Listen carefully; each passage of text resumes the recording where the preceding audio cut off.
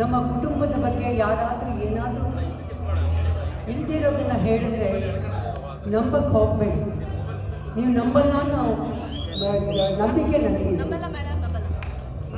ಹಾಗಾಗಿ ನಮ್ಮ ಬಗ್ಗೆ ನಿಮಗೆಲ್ಲರಿಗೂ ಗೊತ್ತಿದೆ.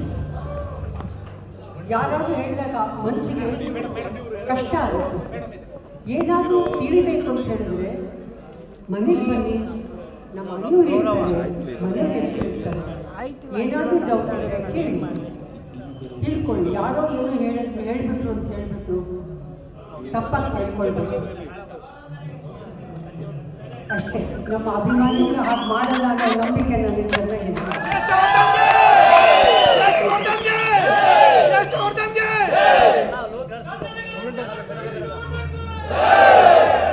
ಥ್ಯಾಂಕ್ ಯು ಪಾ.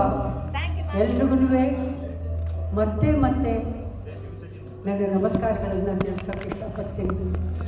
ಸಂತೋಷವಾಗಿರಿ, ಆರೋಗ್ಯವಾಗಿರಿ, ಒಳ್ಳೊಳ್ಳೆ ಕೆಲಸಗಳನ್ನು ಮಾಡಿ ಆ ಭಗವಂತ ಯಾವತ್ತೂ ನಿಮ್ಮ ಜೊತೆಯಲ್ಲಿ. ನಮಸ್ಕಾರ.